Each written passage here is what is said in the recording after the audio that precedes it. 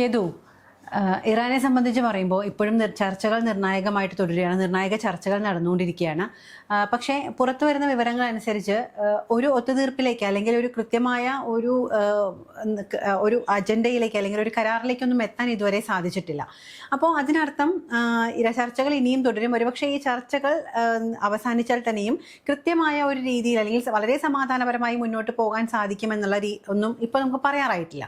അതേസമയം ചർച്ചകളുടെ ഫലം എന്തായാലും ഇസ്രായേൽ ഇറാനെ ആക്രമിക്കാൻ തയ്യാറായി നിൽക്കുകയാണ് എന്ന് ഇസ്രായേൽ പറയുന്നുമുണ്ട്.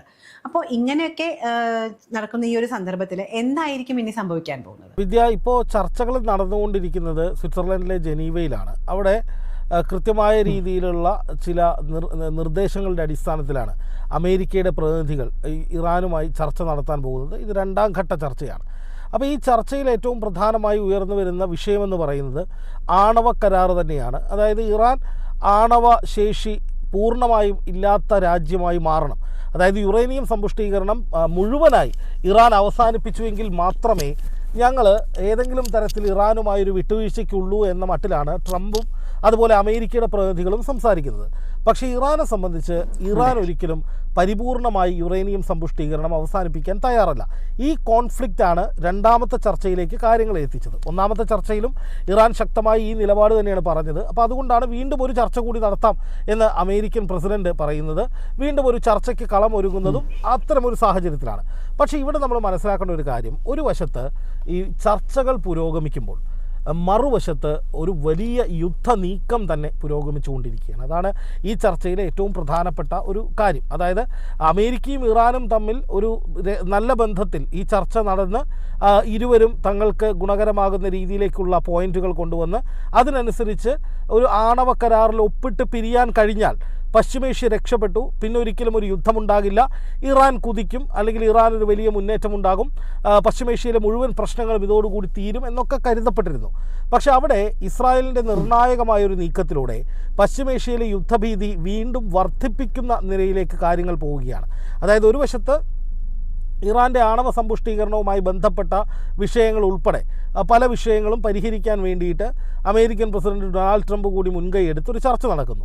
എന്നാൽ മറുവശത്ത് നമ്മൾ ആരും വിചാരിക്കാത്ത രീതിയിൽ ഇതുവരെ നമ്മൾ കണ്ടിട്ടുള്ള മാധ്യമങ്ങളിലൊക്കെ കാണുന്ന വാർത്തകൾക്കൊക്കെ അപ്പുറത്ത് ഒരു വലിയ പടുകൂറ്റൻ സന്നാഹമാണ് ഇറാനെതിരെ അമേരിക്ക ഒരുക്കുന്നത്. പക്ഷേ അവിടെ നമ്മൾ കാണേണ്ടുന്ന ഏറ്റവും പ്രധാനപ്പെട്ട കാര്യം, അമേരിക്ക നേരിട്ട് ഇറാനെ ആക്രമിക്കുന്നില്ല, മറിച്ച് ഇസ്രായേലിനെ കൊണ്ട് ഇറാനെ ആക്രമിപ്പിക്കുക എന്ന തന്ത്രത്തിലേക്കാണ് അമേരിക്ക പോകുന്നത്.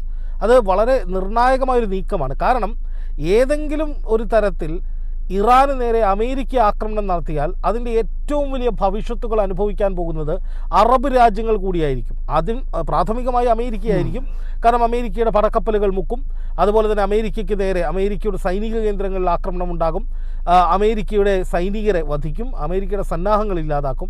അങ്ങനെ അമേരിക്കയ്ക്ക് വലിയ തിരിച്ചടി കിട്ടും. പക്ഷേ അതിനപ്പുറത്തേക്ക് അമേരിക്കയുടെ സൈനിക കേന്ദ്രങ്ങളുള്ള അറബ് രാജ്യങ്ങൾ, അതായത് UAE, Saudi, Kuwait, Qatar, Oman അടക്കമുള്ള 8 രാജ്യങ്ങളുണ്ട്. ഈ 8 രാജ്യങ്ങളിലാണ് ഇപ്പോൾ അമേരിക്കയുടെ സന്നാഹങ്ങൾ വിപുലമായി പ്രവർത്തിച്ചുകൊണ്ടിരിക്കുന്നത്. അതായത് ഇറാനെതിരെ ഒരു ആക്രമണം നടത്താനുള്ള ശേഷിയുള്ള സൈനികരെ ഡിപ്ലോയ് ചെയ്തിട്ടുള്ള 8 കേന്ദ്രങ്ങൾ. ഈ 8 രാജ്യങ്ങളെയും ആക്രമിക്കുന്ന വിധത്തിലേക്ക് ഇറാൻ ആക്രമണത്തെ ഏകോപിപ്പിക്കും. അതായത് ഈ രാജ്യങ്ങളിലേക്കൊക്കെ തലങ്ങും വിലങ്ങും ആക്രമണം ഉണ്ടാവും.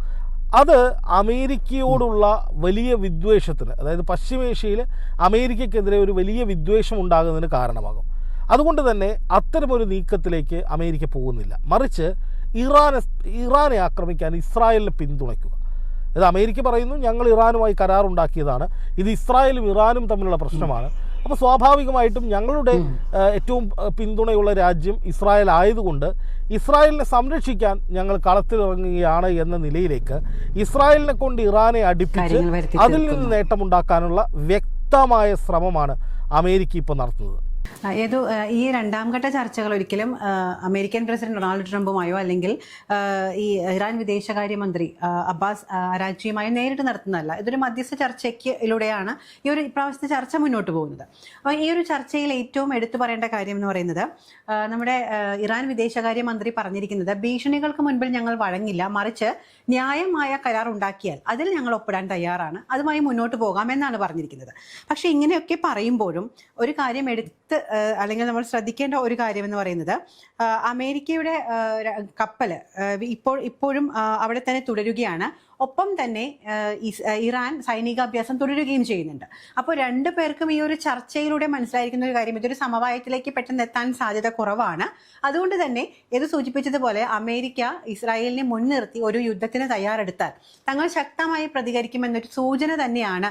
ഈ ഭീഷണികൾക്ക് മുൻപിൽ വഴങ്ങില്ല, ന്യായമാണെങ്കിൽ ഒത്തുതീർപ്പിന് തയ്യാറാണ്, ഒപ്പം തന്നെ ഈ സൈനിക അഭ്യാസങ്ങൾ നടത്തുന്നു. ഇതൊക്കെ കൊണ്ട് കൂട്ടി വായിക്കാൻ സാധിക്കുന്നത്, എന്തൊക്കെ സംഭവിച്ചാലും ഇസ്രായേൽ അല്ല അമേരിക്ക നേരിട്ട് വന്നാലും ഞങ്ങൾ ഒപ്പം പിടിച്ചു നിൽക്കും എന്ന് തന്നെയല്ലേ? തീർച്ചയായിട്ടും ഇറാൻ നൽകുന്ന സന്ദേശം അത് തന്നെയാണ്. ഇറാനെ സംബന്ധിച്ച് അമേരിക്ക വന്നാലും ഇസ്രായേൽ വന്നാലും അടി ഇസ്രായേലിന് കൊടുക്കും എന്നുള്ളത് ഇറാൻ നേരത്തെ പറഞ്ഞിട്ടുണ്ട്.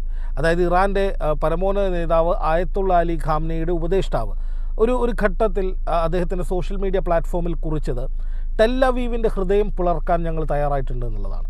അന്ന് അമേരിക്കയുമായിട്ട് വലിയ സംഘർഷം നിലനിൽക്കുന്ന, വാക്കുകൾ കൊണ്ടുള്ള കടന്നാക്രമണങ്ങൾ നടന്നുകൊണ്ടിരിക്കുന്ന സമയത്താണ് ഇറാൻ്റെ ഏറ്റവും പ്രധാനപ്പെട്ട ഒരു നേതാവ് ടെല്ലവീവ് ലക്ഷ്യമിട്ട് ഞങ്ങൾ തയ്യാറായി നിൽക്കുകയാണ് എന്ന് പറഞ്ഞത്. അന്ന് ഇസ്രായേലുമായി യാതൊരു തരത്തിലുള്ള വെല്ലുവിളികളും നടന്നിട്ടില്ല. ഇസ്രായേൽ അമേരിക്കയെ പിന്തുണയ്ക്കുന്ന നിലപാട് സ്വീകരിക്കുന്നു എന്നേ ഉണ്ടായിരുന്നുള്ളൂ. പക്ഷെ അപ്പോഴും ഇറാൻ്റെ ടാർഗറ്റ് ഇസ്രായേലാണ്. ഒരു യുദ്ധ സാഹചര്യം ഉണ്ടായാൽ ആദ്യ അടി ഇസ്രായേലിനിട്ട് കൊടുക്കുക എന്നുള്ളത് ഇറാൻ തീരുമാനിച്ചു വെച്ചിട്ടുള്ള കാര്യമാണ്.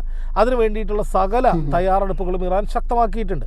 അതുപോലെ തന്നെ അമേരിക്കയുടെ സൈനിക കേന്ദ്രങ്ങൾ, ഗൾഫ് മേഖലയിലെ സൈനിക കേന്ദ്രങ്ങൾ മുഴുവനും ലക്ഷ്യമിട്ടുകൊണ്ടുള്ള നിർണായകമായ പല നീക്കങ്ങളും ഇറാൻ്റെ ഭാഗത്ത് നിന്ന് ഉണ്ടായിട്ടുണ്ട്. അപ്പോൾ ഇറാനെ സംബന്ധിച്ച് ഏതൊക്കെ മേഖലകളിൽ നിന്ന് ആക്രമണം ഉണ്ടാകും, എവിടങ്ങളിൽ നിന്നൊക്കെ തിരിച്ചടി ഉണ്ടാകും, എവിടെ നിന്നൊക്കെ ആക്രമണങ്ങൾ വരാം, അതിനെ എങ്ങനെയൊക്കെ പ്രതിരോധിക്കാം, ഏതൊക്കെ തരത്തിലുള്ള സമ്മർദ്ദങ്ങൾ ഉണ്ടാകും, ആ സമ്മർദ്ദങ്ങളെ എങ്ങനെ അതിജീവിക്കാം, അതിലും വലിയ സമ്മർദ്ദങ്ങൾ എങ്ങനെ തിരിച്ചു കൊടുക്കാം തുടങ്ങി സകല കാര്യങ്ങളെക്കുറിച്ചും കൃത്യമായ ഹോംവർക്ക് നടത്തി അത് കൃത്യമായി രേഖപ്പെടുത്തി അത് കൃത്യമായി ആ സന്നാഹങ്ങൾ അണിനിരത്തി വെച്ചിരിക്കുകയാണ് ഇറാൻ.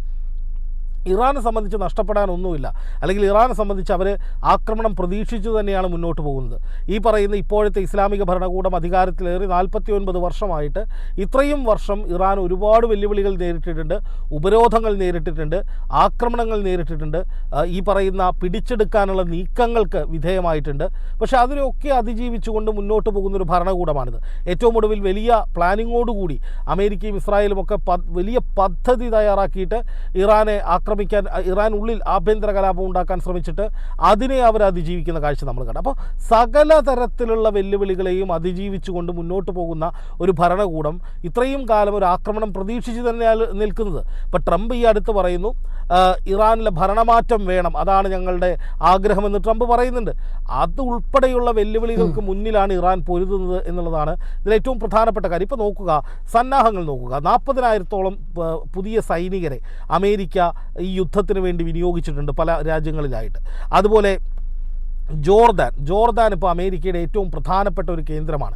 അതായത് ജോർദാനിലെ സൈനിക കേന്ദ്രങ്ങളിൽ സകല സന്നാഹങ്ങളും അണിനിരത്തിക്കൊണ്ട് അമേരിക്ക വലിയ തോതിലുള്ള സൈനിക ഒരുക്കങ്ങൾ നടത്തുകയാണ്. അതായത് ഇസ്രായേൽ ഇറാനെ ആക്രമിച്ചാൽ ജോർദാനിൽ നിന്ന് ശക്തമായി തിരിച്ചടിക്കുക എന്ന ലക്ഷ്യത്തോടു കൂടി. കാരണം UAE-യോ സൗദിയോ മറ്റ് അറബ് രാജ്യങ്ങളോ ഒരു തരത്തിലും അമേരിക്കയ്ക്ക് അഭയം കൊടുക്കുന്നില്ല. അഭയമല്ല, അമേരിക്കയുടെ നീക്കങ്ങൾക്ക് പച്ചക്കൊടി കാട്ടുന്നില്ല. കാരണം അവർക്ക് ഒരു മഹായുദ്ധത്തിലേക്ക് കാര്യങ്ങൾ പോകുന്നത് വലിയ ഭയമാണ്.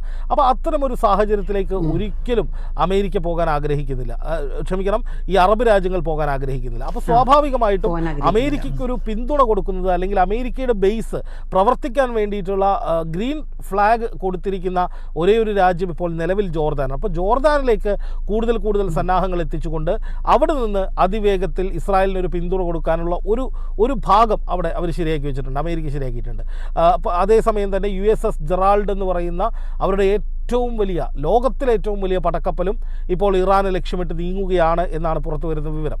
അപ്പോൾ സ്വാഭാവികമായിട്ടും ഇറാനെ സംബന്ധിച്ച് ഇതിന് പ്രതിരോധം തീർത്തേ പറ്റൂ. ഇറാനെ സംബന്ധിച്ച് അവർ കൃത്യമായ പ്രതിരോധ ലക്ഷ്യങ്ങൾ അവർ തയ്യാറാക്കിയിട്ടുണ്ട്. ഇപ്പോൾ ചെങ്കടലിലൂടെയാണെങ്കിൽ ഹൂത്തികളുമായുള്ളൊരു ഓപ്പറേഷൻ പ്ലാൻ ചെയ്തിരിക്കുന്നു. അതുപോലെ തന്നെ ഇസ്രായേലിന് നേരെ ആക്രമണം കടുക്കുകയാണെങ്കിൽ വടക്കൻ ഇസ്രായേലിലേക്ക് അതിവേഗം അടിച്ചു കയറാൻ പറ്റുന്ന വിധത്തിൽ ഹിസ്ബുള്ളയ്ക്ക് വേണ്ട നിർദ്ദേശങ്ങൾ കൊടുക്കുന്നു. ഇവരൊക്കെ കഴിഞ്ഞ കുറേ കാലമായി സൈലൻ്റാണ്. പക്ഷേ ഒരിക്കലും പരിപൂർണമായി അവസാനിച്ചു എന്ന നിലയിലേക്ക് ഈ സംഘടനകളെ, ഈ ഗ്രൂപ്പുകളെ ഒന്നും നമുക്ക് പറയാൻ കഴിയില്ല. അവരൊക്കെ ലൈവാണ്, പക്ഷേ അക്രമകാരികളായിട്ട് അവർ രംഗത്ത് വരുന്നില്ല എന്നേ ഉള്ളൂ. അപ്പോൾ ആ ഗ്രൂപ്പുകൾ അവിടെയുണ്ട്. അതുപോലെ ഹോർമുസ് കടലിടുക്ക് അടയ്ക്കാനുള്ള, ഏത് സമയവും അടച്ചുപൂട്ടാനുള്ള സമ്മർദ്ദം ചെലുത്താൻ വേണ്ടിയിട്ട് ഇറാന് സാധിക്കും. ചെങ്കടൽ അടയ്ക്കുന്നു. ഏറ്റവും വലിയ എണ്ണ കപ്പലുകൾ പോകുന്ന വഴിയാണ് ഈ ഹോർമുസ് കടലിടുക്ക്. അത് അടച്ചുപൂട്ടാനുള്ള വഴികൾ ഇറാന് മുന്നിലുണ്ട്. അതുപോലെ തന്നെ അമേരിക്കയുടെ പടക്കപ്പലുകൾ മുക്കാൻ കഴിയുന്ന വിധത്തിലുള്ള സബ്മറൈനുകൾ, അതിൻ്റെ വലിയ ശൃംഖല ഇറാൻ്റെ പക്കലുണ്ട്. ആയിരക്കണക്കിന് ബാലിസ്റ്റിക് ഹൈ റേഞ്ച് മിസൈലുകളുണ്ട്, ഡ്രോണുകളുണ്ട്. അപ്പോൾ ഒരിക്കലും അമേരിക്കയോ ഇസ്രായേലോ വിചാരിച്ചാൽ പൊടുന്നനെ ഒറ്റയടിക്ക് ഇറാനെ ഇല്ലാതാക്കാൻ കഴിയില്ല എന്നുള്ളത് യാഥാർത്ഥ്യമാണ്.